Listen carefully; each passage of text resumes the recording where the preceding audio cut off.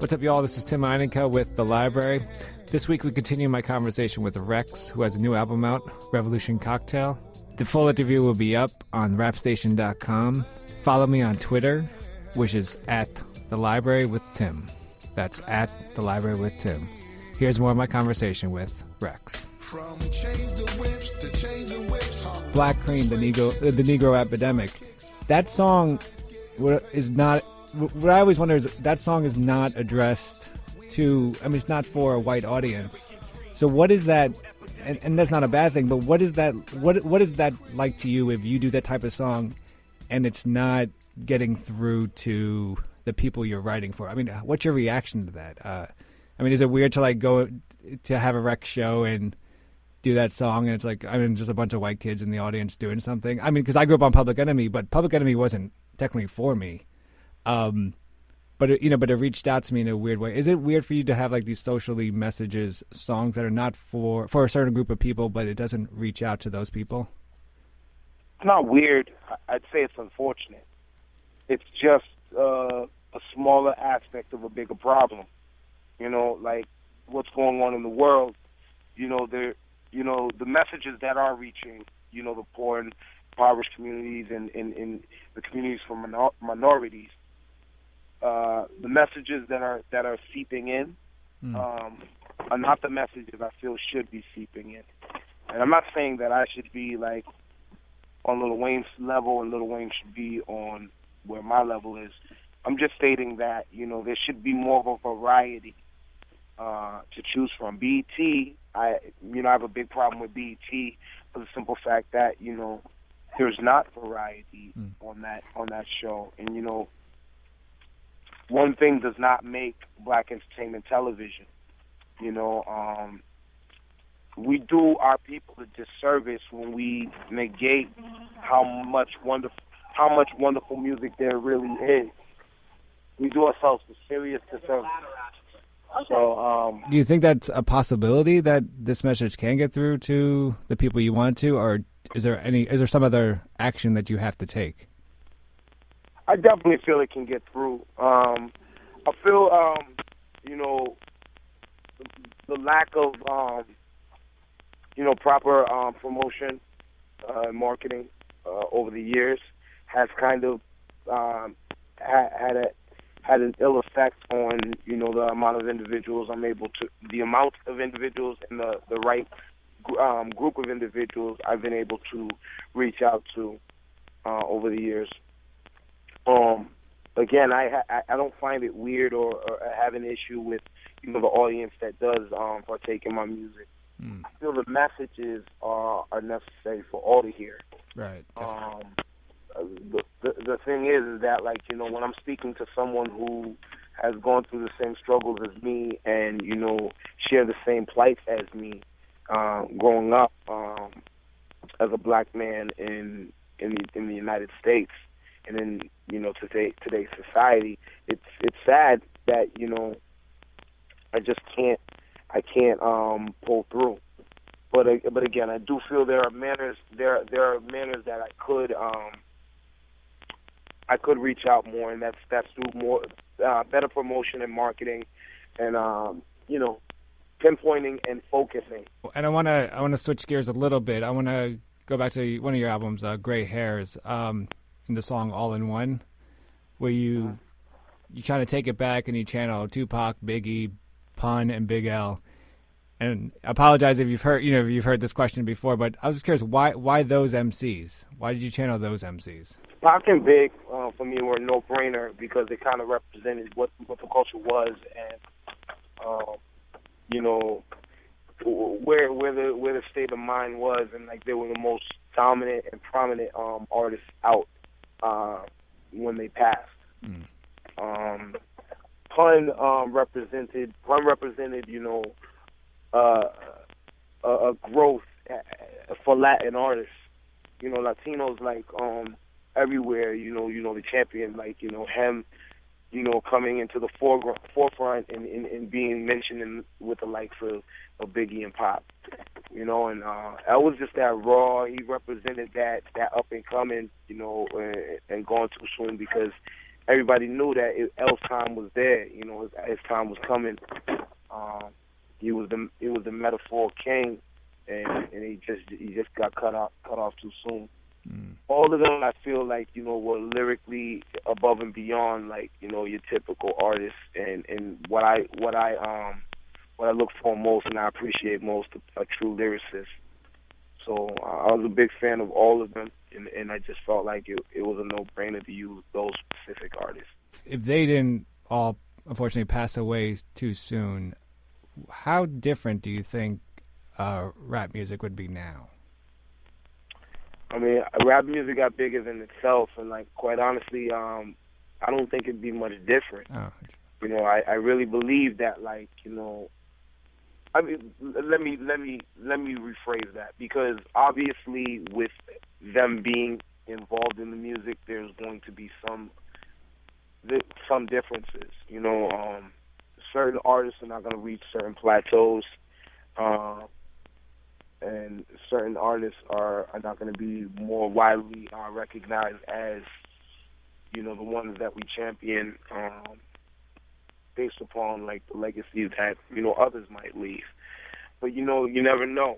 You know, like, you can't say the what if, like with Pistol Pete, you know, passing, and, you know, you can't do the what ifs and know, like, specifically what it would have been. So I don't know what it would have been, to be honest. You've obviously been doing this for quite some time, and you've made some great albums. But I'm wondering, which 5 albums, and any albums throughout history, rap history, would you have wanted to have been a part of? Number one, above all else, Illmatic.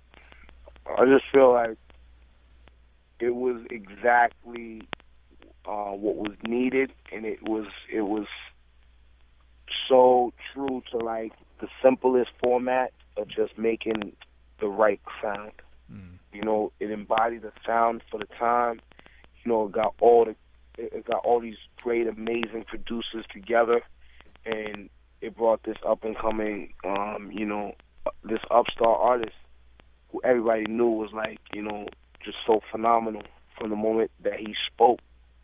And I mean, just to be able to build with some of those brothers would have been, like, you know, phenomenal. A phenomenal feeling.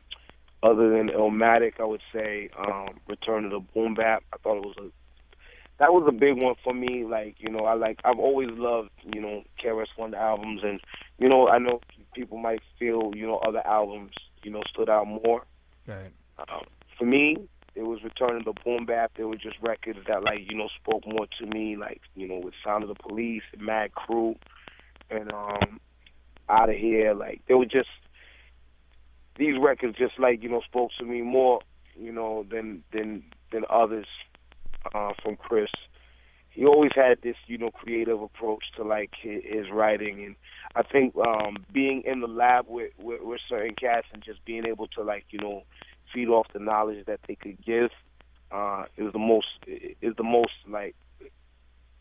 mostly why I would want to be, you know, a part of certain projects. Oh. Based upon, like, their artistry and the creativity that comes with artists such as Nas and such as KRS-One. Okay. Third, It Takes a Nation, dog. Oh, nice. There's many albums that, like, you know, define moments in time, and that obviously stands out as one of the biggest ones in terms of, like, you know, black identity and you know what I'm saying, like, speaking out about, like, you know, the world as we knew it, and not, like, you know, being misled and bamboozled on what the world was. You know, and you know what I'm saying, the whole sound was the sound bed that was laid out was amazing. To be able to rock on some of them instruments would have been phenomenal. But just to be around, you know what I'm saying, such a phenomenal teacher like, you know, Chuck, and it would have been, like, you know, a blessing. America's Most Wanted, Ice Cube. Right. Huge Cube fan, yo. Always have been. When he decided to, like, you know, go do his own thing, like, and and still like, you know, do the, like, you know, the street poetry, but like always like, you know, instilling a little bit of that political aspect. You know, I think I learned a lot from Cube and, you know, from Face and Pop in that regard, you know what I'm saying? Where they, like, you know, they always had the street commentary, but they always kept the pieces of the political message vibrant in their music, and it's, well, social, really, like you know, social commentary in their music. And then it's tough. It's tough. The last one I would say is real tough because I'm really fighting to you know, choose between Tribe and Outkast right now. I guess if I'm gonna choose, I'm gonna say Tribe. Tribe affected me more. You know, from day one, Tribe affected me more. Tribe came with such a, like, yo, just to be in the presence of Q-Tip, you know what I'm saying, is like, is mind blowing in itself. You know what I'm saying? I've had the presence to build. I had the opportunity to build with him a few times. You know what I mean? Phenomenal dude. But, like, the music they were making, like, you know what I mean, they were just making classic after classic after classic. I don't even want to say the first two, even though those are, you know, certified classics. I think it was Midnight Marauders that would be the one for me. I don't think that one was certified a classic, but I think it was definitely a classic, and it's my favorite. You know? Yeah. Midnight Marauders. I would love to be a part of that. Just to know what it was like, you know, working with artists of that caliber. So there you have it. I did this torturous thing you had me do. Reks' new album, Revolution Cocktail, out soon. Reks, thanks so much for joining me on The Library with Tim Einenkel. Thanks for having me. Tell people get out there and get that Judas single. Damn right. On iTunes now. Let's take it back to that real hip-hop. Bring back the spirit of pop. Biggie, Pun, Big L, all in one. I introduce y'all to Reks.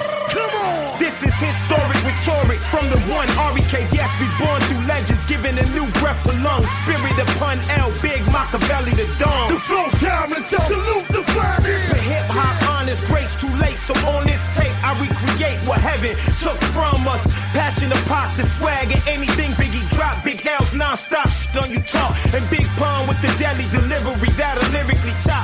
Super lyrical, ebonics I'm giving you.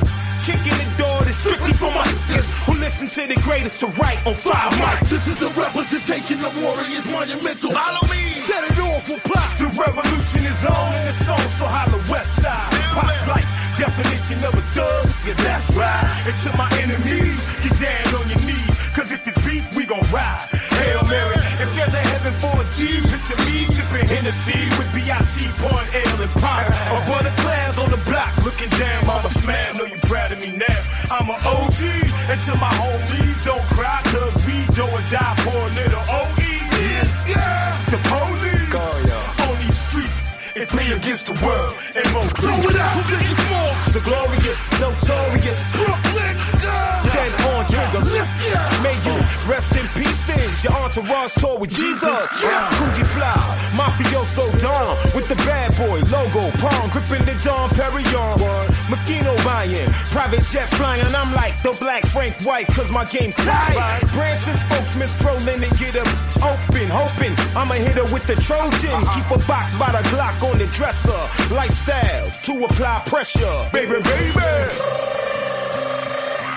BX, salute to Big Pun. Yeah, what up? Come on. Punish is ready, I got the machete in a Chevy with the pistol is heavy, it's heavy deep, lyrics heavily. Metaphors and melodies show you how to be a player like Bill Bellamy. My niggas known for felony. Boogie down New York, the grounds that I've all. Find you in the dark, surround you with hawks, I line you in talk. Terror is the squad, I'm a lethal mathematician, adding up the cash efficient. Rappers missing poetry that's so proficient. Notice the dope is written, vocal spitting, rolling with the Puerto Rican coalition on the focus mission. By now, you can match my grandma's Scarface like my son, Test Point and Mr. Mañana.